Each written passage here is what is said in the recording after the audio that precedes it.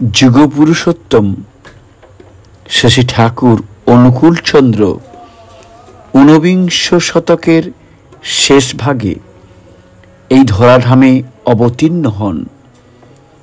সমগ্র পৃথিবীর পূর্ণতীর্থ দেবভারতের শাশ্বত ভাগবত বিধানের সাথে সমগ্র বিশ্ব সংসারকে এক তন্ত্রে সাযুজ্য করে অমৃতে অভিষিক্ত করে তুলতে অখণ্ড ঐক্যের জীবন্ত প্রতীক যুগপুরুষোত্তমই হলেন মহামিলনের সঙ্গত আশ্রয়।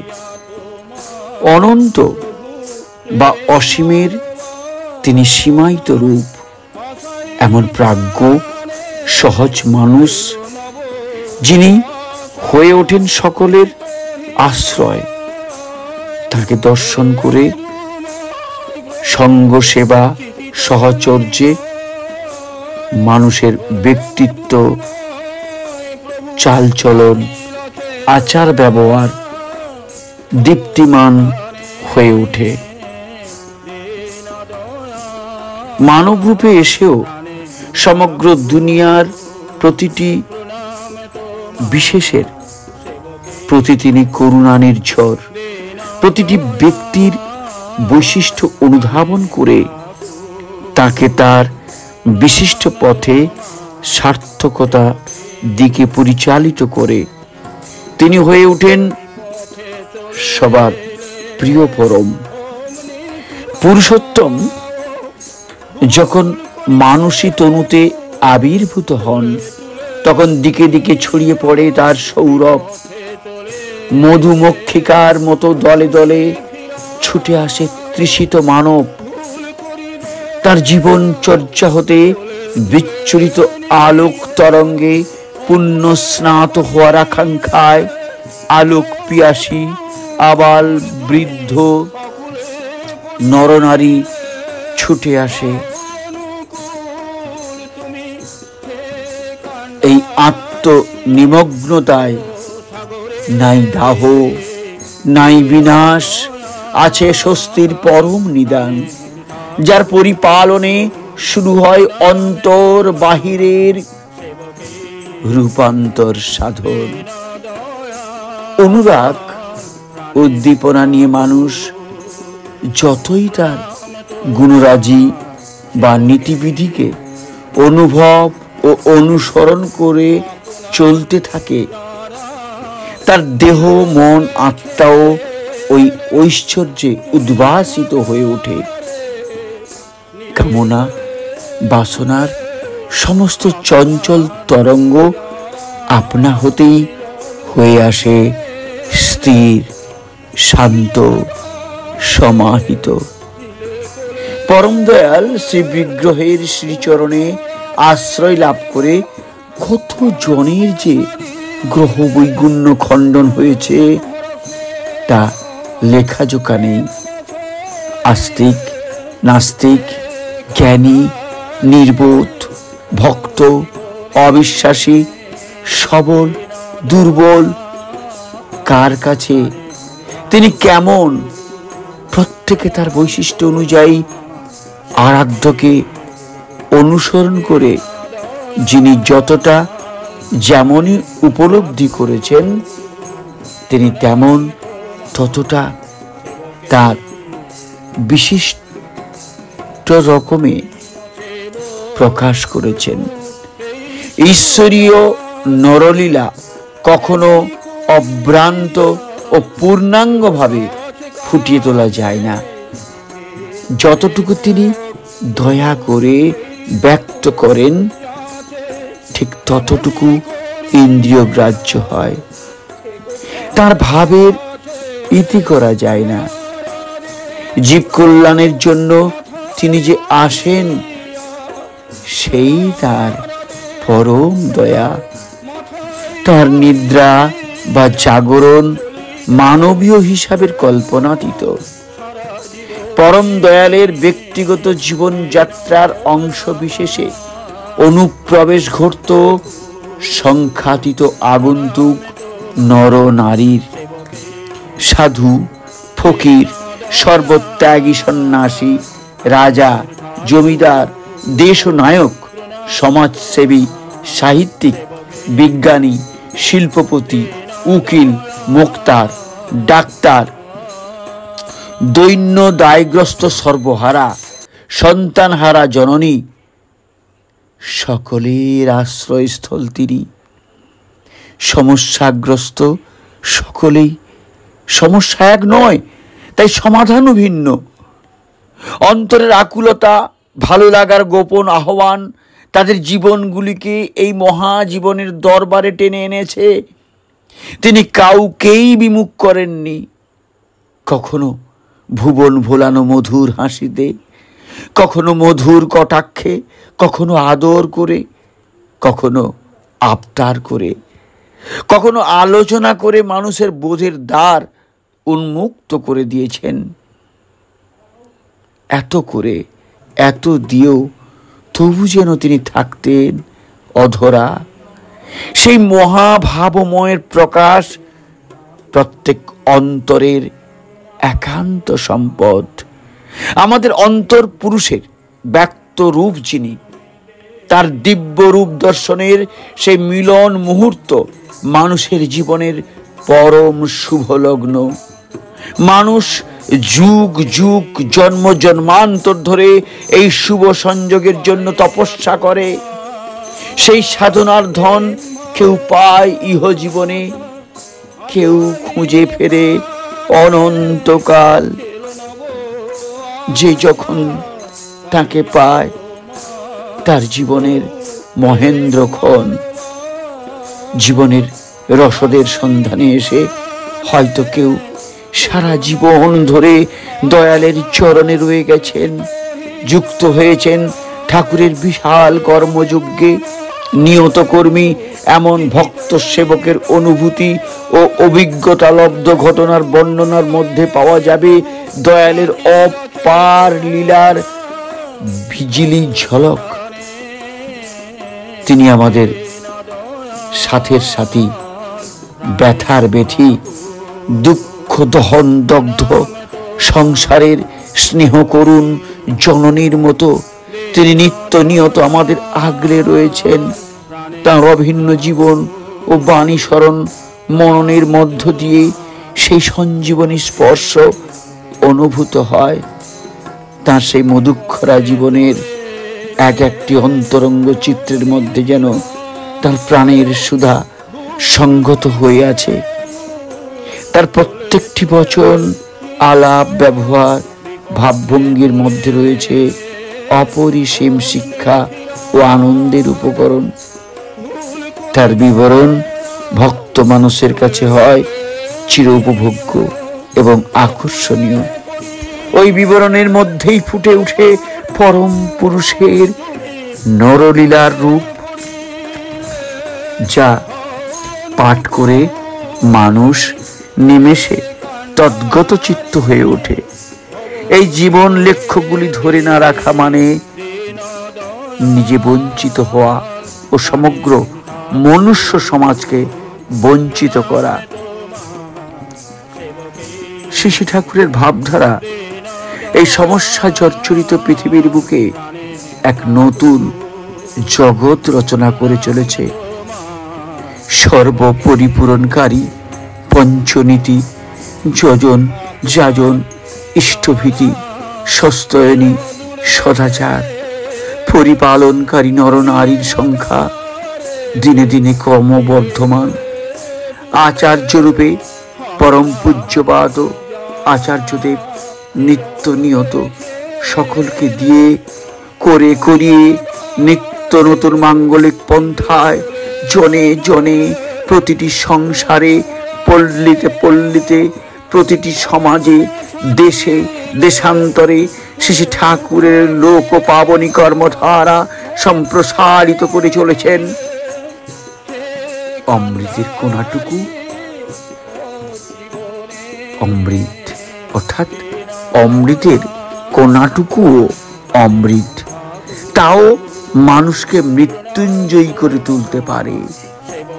প্রিয় পরম দয়াল ঠাকুরের স্মৃতিবাহী সত্য সত্তাবিভব যেখানে যতটুকু ছড়িয়ে আছে তা চয়ন করে, সংরক্ষণ করে, বিতরণ করে দেওয়ার প্রয়াসে যিনি বা যারা এই সুকঠোর শ্রমসাধ্য কর্মে আত্মনিয়োগ করেছেন, তাদের কৃতজ্ঞতা জানাবার কোনো ভাষাই যথেষ্ট নয়।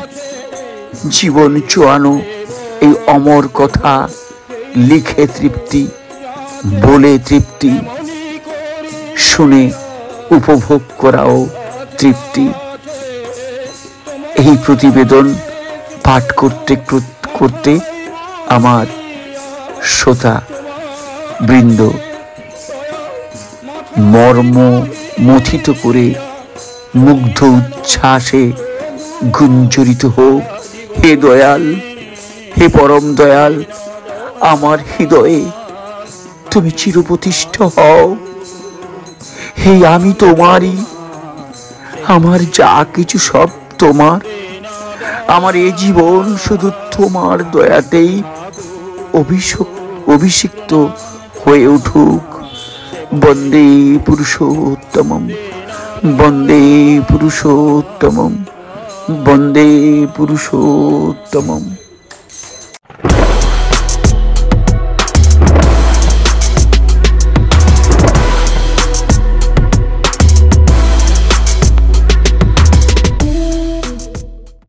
জয় গুরু।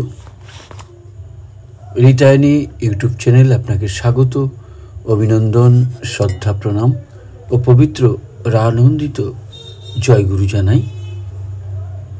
যারা বা যিনারা শুনছেন তাদের প্রত্যেকের মঙ্গল প্রার্থনা করি আপনাদের ভালোবাসায় এবং আপনাদের একান্ত সদিচ্ছায়। আজ রিতায়নী ইউটিউব চ্যানেল ধীরে ধীরে আজ আপনাদের মনের চ্যানেল, প্রিয় চ্যানেল হয়েছে এবং অনেকটা ব্যাপকতাটা বেড়েছে। আমি আমার ত্রুটি স্বীকার করতে অসুবিধা নেই। আমি কোনো ব্যক্তিগত কারণে অনিচ্ছাকৃতভাবে আমি আসতে পারি না, তাই আমি করজোড়ে আপনাদের সবার কাছে ক্ষমা প্রার্থী। আজকের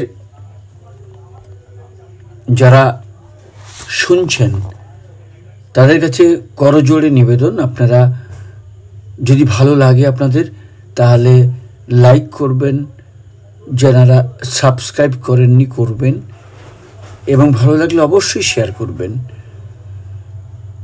আজকের নিবেদন গুরু কৃপা, লিখেছেন শ্রদ্ধেয় শ্রী রামনন্দন প্রসাদ। তখন 1948 সাল, মুঙ্গের থেকে আইএ পরীক্ষা দিয়ে বাড়িতে ফিরে এসেছি। ফাইনাল পরীক্ষা শেষ, তাই পড়াশোনার চাপ নেই। মাঝে মধ্যে বিকেলের দিকে চলে যেতাম বাবার স্কুলে, নিরঞ্জন একাডেমিতে। আমার বাবা শ্রী হরিনন্দন প্রসাদ ছিলেন ওই স্কুলের প্রধান শিক্ষক। বিহারের বর্তমান সমস্তিপুর জেলা শহর কাশীপুরে অবস্থিত ওই স্কুলটি ছিল আমাদের আদি বাড়ি থেকে 3 কিলোমিটার দূরে।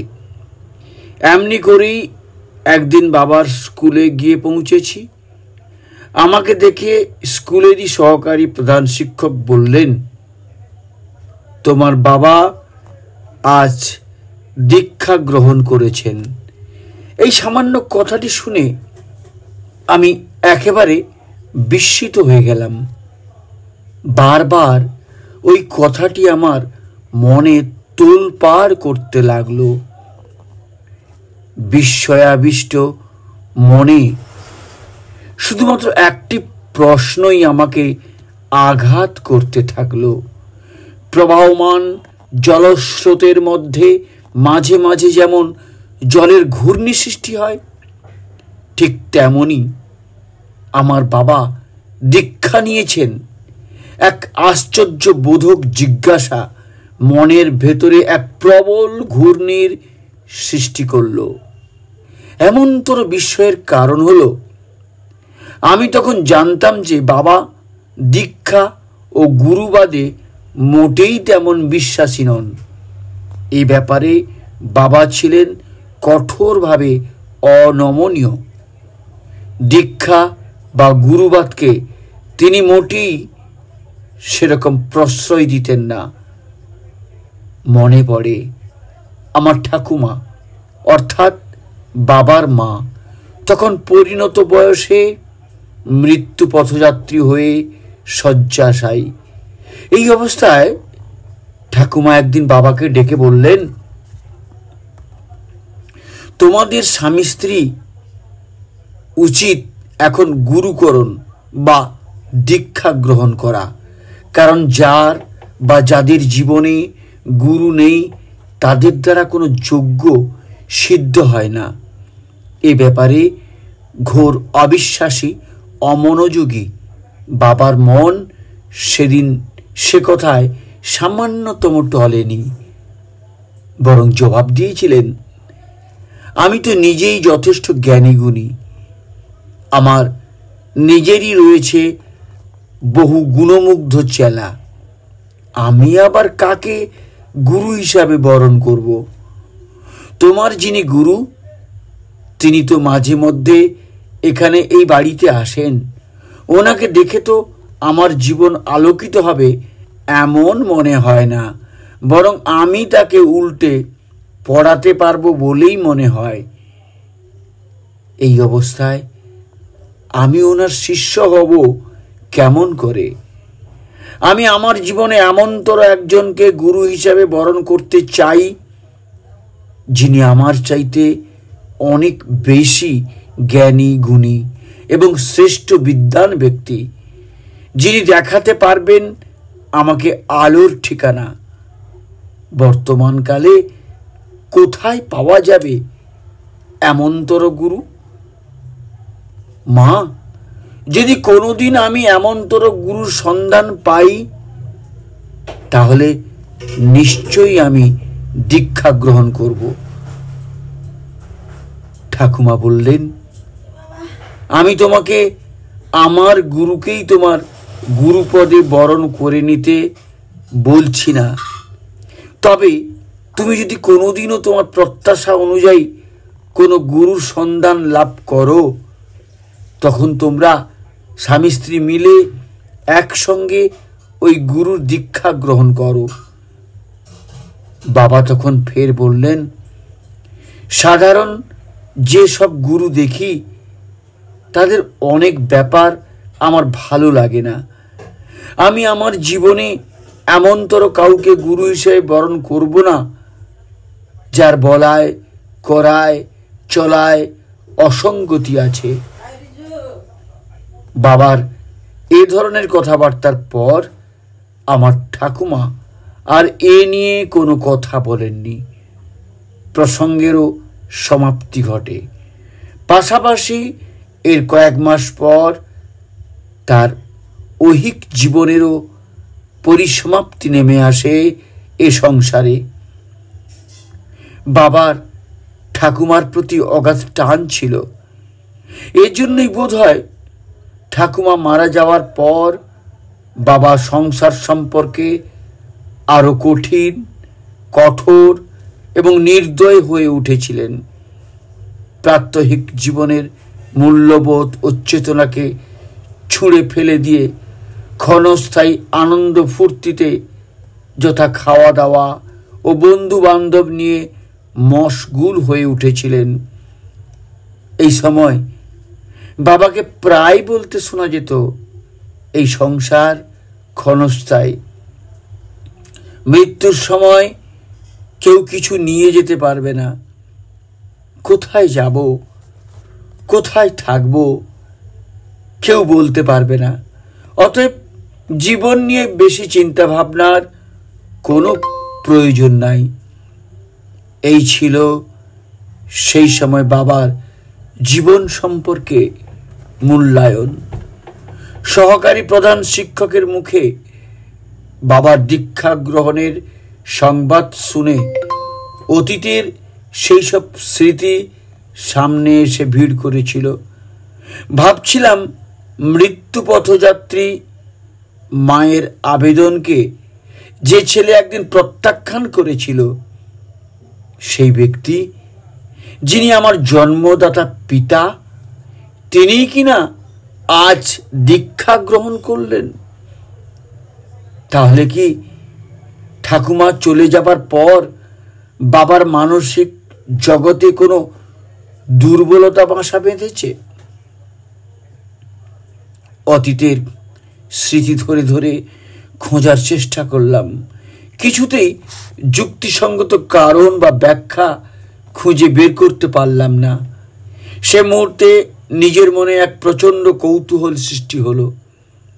জানতে ইচ্ছে হলো কে সেই ব্যক্তি যিনি আমার বাবাকে দীক্ষা দিতে সক্ষম হলেন। আমার বাবার মনোজগতে এত বড় পরিবর্তন সাধন করলেন। দেখতে ইচ্ছে হলো সেই বিশেষ ব্যক্তিটিকে। পরস্পর শুনতে পেলাম সেই বিশেষ ব্যক্তি যিনি বাবাকে দীক্ষা দিয়েছিলেন, তিনি বাবার স্কুলেই বসে রয়েছেন। দেখার কৌতূহল নিয়ে এগিয়ে গেলাম।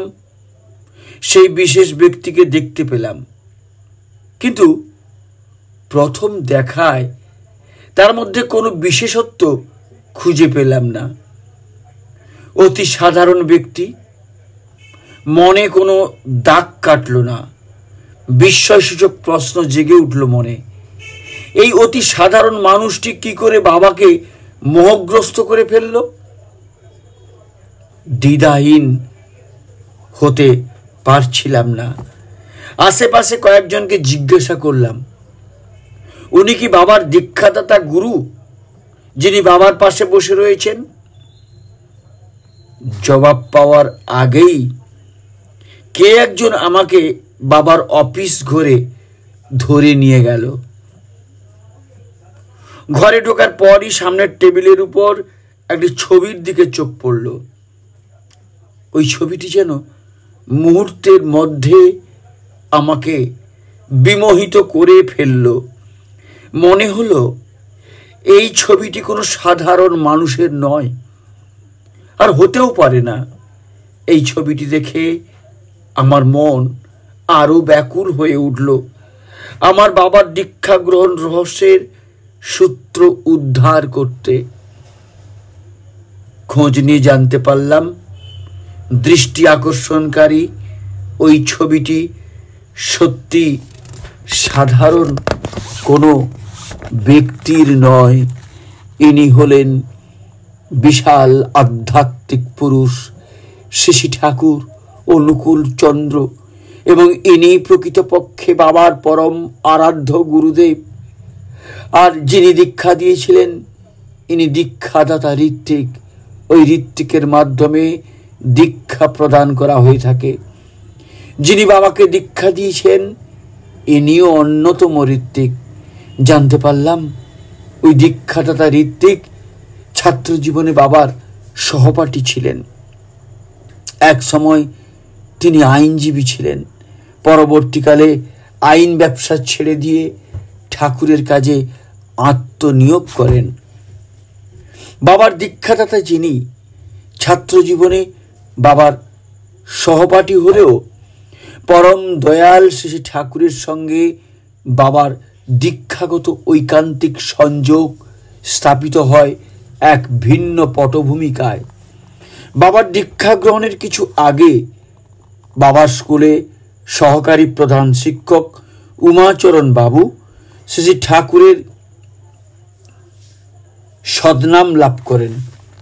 যেদিন উনি সদনাম গ্রহণ করেন, স্কুলে পৌঁছাতে সেদিন ওনার একটু দেরি হয়। উনি জানতেন স্কুল শিক্ষকের বিলম্বে উপস্থিতি প্রধান শিক্ষক হিসাবে আমার বাবা মোটেই পছন্দ করেন না। যাদেরই বিলম্বে উপস্থিত ঘটত, তাদেরই জোর ধমক শুনতে হতো প্রধান শিক্ষকের কাছ থেকে। শিক্ষকের উপস্থিতির সময় সঠিকভাবে ধরে রাখতে বাবা অ্যাটেন্ডেন্স রেজিস্টারটি ওনার টেবিলের উপরে রাখতেন। যার ফলে প্রধান শিক্ষককে ফাঁকি দিয়ে ক্লাসে যাওয়া খুব কঠিন ছিল। দীক্ষা গ্রহণের জন্য স্কুলে হাজির হতে দেরি হচ্ছে বুঝতে পেরে উমাচরণবাবু এক মতলব আঁটলেন। তিনি ভালোভাবে জানতেন প্রধান শিক্ষক হরিনন্দবাবু ইংরেজি সাহিত্যের একজন গুণমুগ্ধ নিষ্ঠাবান পাঠক। নতুন কোনো ইংরেজি বই চোখে পড়লে তিনি অন্য সব চিন্তা মুহূর্তে ঝেড়ে ফেলে ওই বইয়ের দিকে মনোনিবেশ করেন। এই কথা চিন্তা করে বিলম্বে স্কুল গমনোদ্যত সহকারী প্রধান শিক্ষকটি শ্রী ঠাকুরের ইংরেজি বাণী গ্রন্থ দ্য মেসেজের প্রথম খণ্ডটি হাতে নিয়ে প্রধান শিক্ষকের কক্ষে প্রবেশ করলেন। ওই সময় দ্য মেসেজ বইটি এমনভাবে নিজের বুকের সামনে রাখলেন যাতে প্রধান শিক্ষকের দৃষ্টি প্রথমে ওই বইটির প্রতি আকর্ষিত হয়। শেষ পর্যন্ত ঘটনাও ঘটে গেল সেইভাবে। সহকারী প্রধান শিক্ষক কক্ষে প্রবেশের পরই বাবার চোখ পড়ল ওই ইংরেজি বইটির উপর। সঙ্গে সঙ্গে বইটি চেয়ে নিয়ে তিনি পড়ায় এমন মশগুল হয়ে গেলেন যে ওই শিক্ষককে তার বিলম্বে উপস্থিতি নিয়ে কোনো কথা বলতেই ভুলে গেলেন। সহকারী প্রধান শিক্ষকও সেই সুযোগে ক্লাসে চলে গেলেন। বাবা এক মনে দ্য মেসেজের পাতা উল্টে যেতে লাগলেন। একটি বাণীর উপর হঠাৎ তার সমগ্র দৃষ্টি ও চিন্তা নিবদ্ধ হলো। বাণীটি হলো killing before a women for lust and beauty is woe to man and blasphemy unto the Creator, page 106। অর্থাৎ কাম ও রূপের মোহে নারীর সামনে নতজানু হওয়া পুরুষের পক্ষে চরম বিপর্যয় ও স্রষ্টার প্রতি অবমাননা। এই ইংরেজি বাণীটির বিষয়, শব্দচয়ন ও প্রয়োগ কৌশল লক্ষ্য করে বাবা চমকে গেলেন। তার মনে হলো ইংরেজি ভাষা ও শব্দে এমনতর প্রয়োগ ও তাৎপর্যপূর্ণ ব্যঞ্জনা শুধুমাত্র একজন ইংরেজিতে পারদর্শীর পক্ষে ব্যবহার করা সম্ভব নয়। একমাত্র সম্ভব একজন প্রচণ্ড আধ্যাত্মিক ক্ষমতা সম্পন্ন, ইংরেজি ভাষা সাহিত্যের উপর দখলওয়ালা তেমনতর ব্যক্তিত্বময় পুরুষের দ্বারা।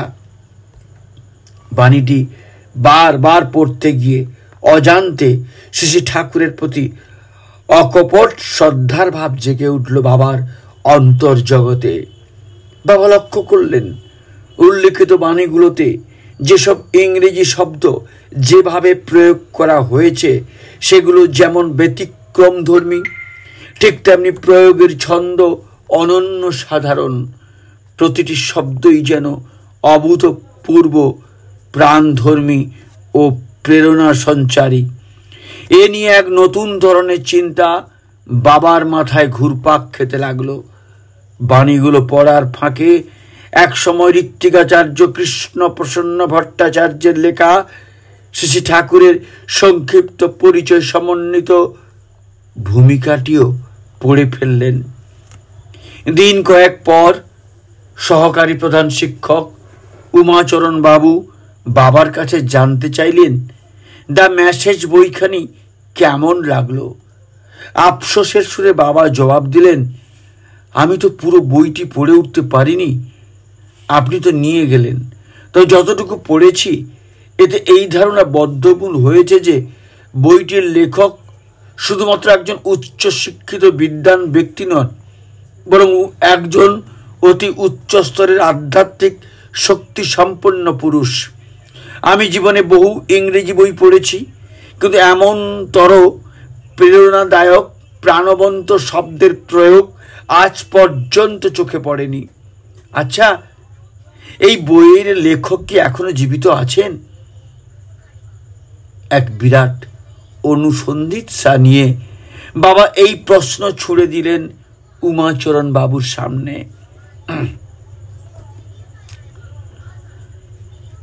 পরম উৎসাহ সহকারে উমাচরণ বাবু জবাব দিলেন, হ্যাঁ নিশ্চয়ই, উনি এখনো সশরীরে অবস্থান করছেন পবিত্র পুণ্যভূমি বৈদ্যনাথ ধাম দেওঘরে। এই দিনের মতো প্রসঙ্গের সমাপ্তি ঘটে সাদামাটা ভাবেই। তবে উমাচরণবাবু ওই দিনের কথাবার্তায় বেশ উজ্জীবিত হয়ে ওঠেন। তারপর দীক্ষাদাতা ঋত্বিকের সাথে ওই সময় হঠাৎ একদিন দেখা হয়ে গেল। বললেন, আমাদের স্কুলের প্রধান শিক্ষক হরিনন্দন বাবু দ্য মেসেজ বইখানি পড়ে ভীষণ আনন্দ পেয়েছেন। আপনি যদি একবার ওনার সাথে দেখা করে একটু আলাপ আলোচনা করেন তাহলে খুব ভালো হয়।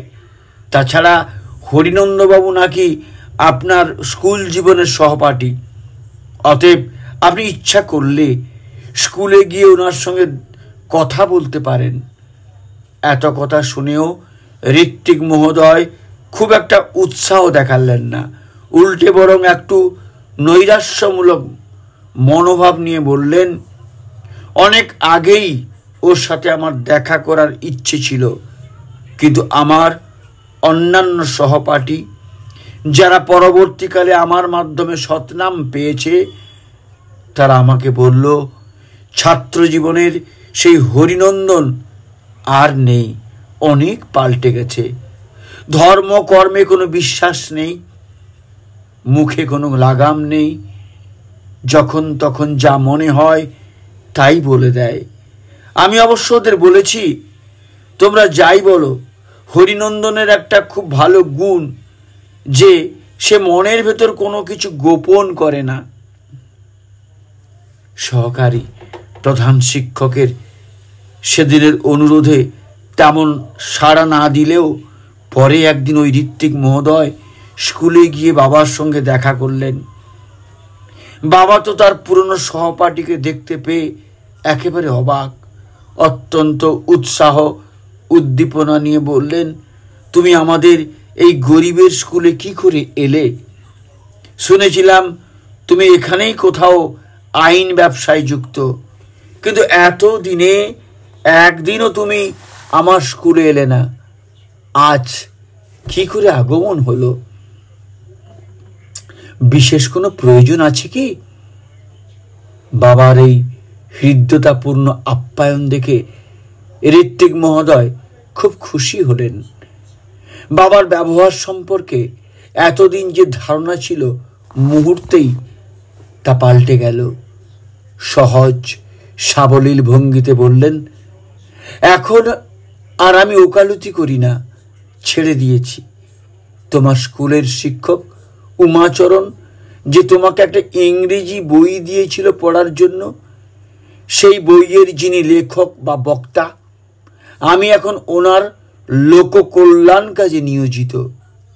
উমাচরণ আমার মাধ্যমেই শ্রী শ্রী ঠাকুরের সৎনাম লাভ করেছে। তুমি তো দ্য মেসেজ বইটি পড়েছ। উমাচরণ আমার কাছে গল্প করেছে যে তোমার খুব ভালো লেগেছে বইখানি। তুমিও তো ইচ্ছে করলে দীক্ষা গ্রহণ করার মাধ্যমে পরম পুরুষের আদর্শ অনুসরণ করে আরো পবিত্র, সুন্দর ও প্রতিষ্ঠিত হতে পারো সকলের হৃদয়ে। সহপাঠীর বন্ধুর মুখে সহজ অথচ সরল বলিষ্ঠ কথাগুলি শোনার সঙ্গে সঙ্গে বাবার মনে ভেসে উঠল মৃত্যুপথযাত্রী শয্যাশায়ী অবস্থায় তার মায়ের একান্ত আরতি। বাবা, তোমার এখন দীক্ষা গ্রহণ করা উচিত। সেই কথা মালার স্মৃতিচিত্র আমার বাবার মনের দরজায় এত জোরে আঘাত করল যে কিছুক্ষণ কথা বলার পরই বাবা দীক্ষার প্রস্তাবে রাজি হয়ে গেলেন। প্রসঙ্গক্রমে বাবা আবার ঋত্বিক মহোদয়কে বললেন, দেখো, আমি তো দীক্ষা নেব বলে স্বীকার করছি, তবে শর্ত হলো দীক্ষা গ্রহণের পর আমি তুলসীমালা গলায় ধারণ করতে পারবো না এবং মাছ মাংস ছাড়তে পারবো না। আমি কট্টর আমিষাশী, মাছ আমার প্রিয় খাদ্য, আমি ওসব ছাড়তে পারবো না। এত সব শর্ত মেনে যদি দীক্ষা নেওয়া যায় তাহলে নিতে পারি। ঋত্বিক মহোদয় বললেন, আমাদের কল্যাণের জন্য গুরু বলেছেন তুমি তার যতখানি পালন করবে ততটাই হয়ে উঠবে, আনন্দ পাবে এবং মঙ্গল হবে। সেদিন এভাবেই দীক্ষা হয়ে গেল আমার বাবার। দীক্ষা গ্রহণের কিছুদিন পর থেকেই বাবা পরিচিত বন্ধু বান্ধবদের কাছে ঠাকুরের কথা বলতে লাগলেন। বাবার অফিসের টেবিলের উপর ছিল শ্রী ঠাকুরের একখানি ত্রিবর্ণ রঞ্জিত ছবি। যারাই অফিসে বাবার সঙ্গে দেখা করতে আসতেন তারাই ওই ছবিটি দেখে মুগ্ধ হয়ে জিজ্ঞাসা করতেন, ছবিটি কার?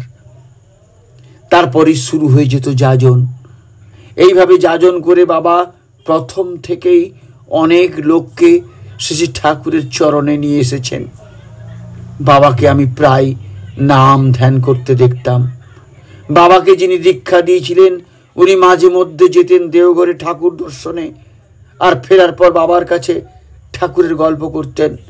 বাবাকে উনি দেওঘর গিয়ে ঠাকুর দর্শনের জন্য অনেক বলতেন, কিন্তু বাবা এ ব্যাপারে বিশেষ আগ্রহ প্রকাশ করতেন না।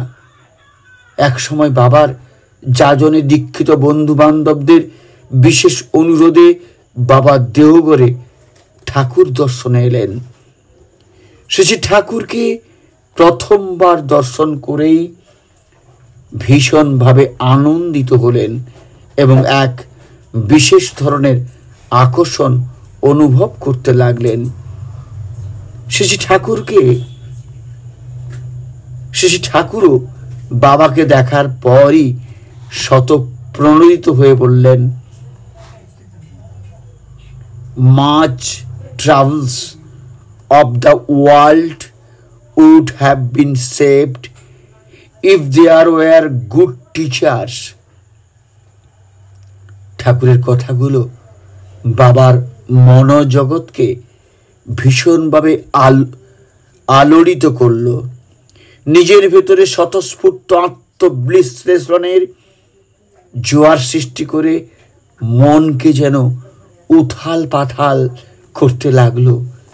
নিজেই ভাবতে লাগলেন, একজন শিক্ষক হিসাবে এতদিন ছাত্রদের কি শিখিয়েছি? গোটা কয়েক বই মুখস্থ করা ছাড়া। ছাত্রদের শিক্ষাদান করেছি সত্যি, কিন্তু তাদের জীবন পথে কিভাবে চলতে হয় সেই নিশানা কি তাদের ধরিয়ে দিতে পেরেছি?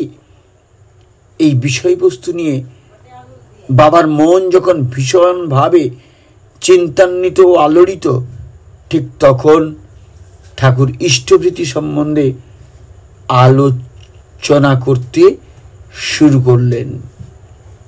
এই কথা প্রসঙ্গে শ্রী ঠাকুর এক সময় বসা ঋত্বিকাচার্য কৃষ্ণপ্রসন্ন ভট্টাচার্যকে পাশ্চাত্যের বিশিষ্ট দার্শনিক উইলিয়াম জেমসের মনোবিজ্ঞানের বইয়ের কিছু বিশেষ অংশ পড়ে শোনাতে লাগলেন।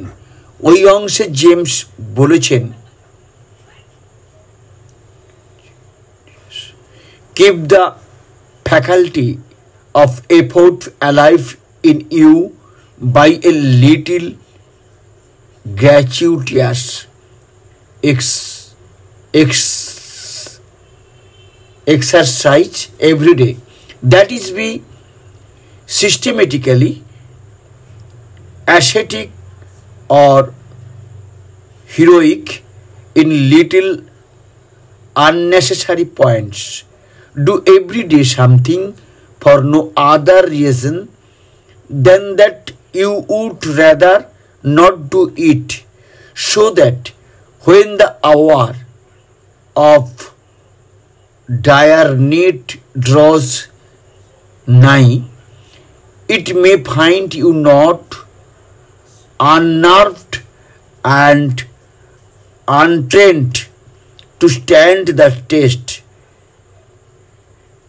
Asceticism of this sort is like the insurance which a man pays on the house and goods. The tax does him no good at the time, and possibly may never bring him a return. But if the fire does come, his having paid it will be his salvation from rain. So with the man who has daily inured himself to habits of concentrated attention, energetic volition, and self-denial in unnecessary things, he will stand like a tower when everything rocks around him, and when his softer fellow mortals are winnowed like chaff in the blast. James বলেছেন, প্রতিদিন কিছু কিছু অপ্রত্যাশী কর্মযজ্ঞের মধ্যে দিয়ে নিজের কর্মশক্তিকে সক্রিয় রাখো। সংযমী ও বিরচিত মন নিয়ে নিষ্ঠার সাথে প্রতিদিনই এটি করে চলো নিতান্ত অকারণে। দেখবে চরম সংকট মুহূর্তেও তুমি অপ্রস্তুত বা কিংকর্তব্য বিমূঢ় হয়ে পড়বে না অন্যের মতো। এই অপ্রত্যাশী নিষ্ঠানন্দিত অবদান অনেকটা জীবন বীমার মতো। ঠিক যেমন মানুষ তার ঘরবাড়ি বস্তু সামগ্রী রক্ষণাবেক্ষণের জন্য বীমার আশ্রয় নেয়, সেই বীমা সবসময় লাভজনক হয়ে ওঠে না। কিন্তু যদি কোনো ধরনের বড় বিপর্যয় বা অগ্নিকাণ্ডে সম্পত্তি ধ্বংস হয়ে যায়, তখন এই বীমা বিপর্যয় থেকে মুক্তি বা পরিত্রাণের পথে নিয়ে আসতে সাহায্য করে। ঝড় ঝঞ্ঝা ও বিপর্যয়ের চারিদিক যখন ধ্বংসে টালমাটাল হয়ে উঠবে, দুর্বল প্রতিবেশীরা যখন উড়ে যাবে তুষের মতো, তখন ওই নিষ্ঠানন্দিত কৃতিসম্বেগী অপ্রত্যাশী কর্মযজ্ঞ অভ্যস্ত মানুষ ঝড়ের মুখে অটলভাবে দাঁড়িয়ে থাকবে স্তম্ভের মতো। উইলিয়াম জেমসের এই উক্তি শুনে স্তম্ভিত হয়ে গেলেন আমার বাবা। বদ্ধঘরের কপাট যেন এক ঝটকায় খুলে গেল। বুঝতে পারলেন কোথায় লুকিয়ে রয়েছে নিজের ত্রুটি বিচ্যুতি। শ্রী ঠাকুরের কথাবার্তা শুনে তার নতুন চেতনার উদ্ভব হলো। ঠাকুর বাংলা থেকে বেরোনোর সময় নিজের ঋত্বিকের সাথে মুখোমুখি দেখা। বাবা ওনাকে বললেন, তুমি তো আমাকে ভালোভাবে সমস্ত ব্যাপার বিস্তারিতভাবে বুঝিয়ে বলনি। দীক্ষা নেওয়ার পরেও আমার চলায় অনেক অসঙ্গতি রয়ে গেছিল। ঠাকুর দর্শনে এসে তার সঙ্গ পেয়ে আমি এখন অনেকটা বুঝতে পেরেছি। ঋত্বিক মহোদয় বললেন, বুঝতে যখন পেরেছ, তাহলে আজ থেকেই যা বুঝতে পেরেছ তা যথাযথভাবে শুরু করে দাও। বোঝা থেকেই তো চলার শুরু। বাবা সেদিন থেকেই পরম দয়ালের নির্দেশ যথাযথভাবে পালন করতে শুরু করলেন। এরপর বাবাকে আর কোনোদিন পেছনের দিকে ফিরে তাকাতে হয়নি। সেদিন যে চলার শুরু, সে চলার সূত্র ধরে পরবর্তীকালে তিনি পবিত্র পাঞ্জা প্রাপ্ত হন। আরও পরে আশ্রমেই থেকে গুরু সেবায় নিরত হন। সে চলা আজও চলছে। বাবার পুত্র পৌত্রদের সাধ্য অনুযায়ী ঠাকুর সেবার মাধ্যমে। জয়গুরু। আজ এই পর্যন্ত। কেমন লাগলো কমেন্টে অবশ্যই লিখে জানাবেন, ভুল ত্রুটি অবশ্যই জানাবেন, আমি নিজেকে সংশোধন করতে পারবো। আর এটিকে শেয়ার এবং লাইক ও সাবস্ক্রাইব যদি না করে থাকেন, করতে আপনার হয়তো 1 মিনিটও সময় লাগবে না, কোনো খরচও নেই, কিন্তু আমরা উৎসাহিত হব নতুন নতুন এইভাবে আরও ঠাকুরের কথা নিয়ে উপস্থিত হতে পারবো। পরমপিতার আতুল চরণে আপনাদের সবার সপরিবারে সবান্ধবে সার্বিক মঙ্গল প্রার্থনা করি। জয়গুরু। বন্দে পুরুষোত্তমম।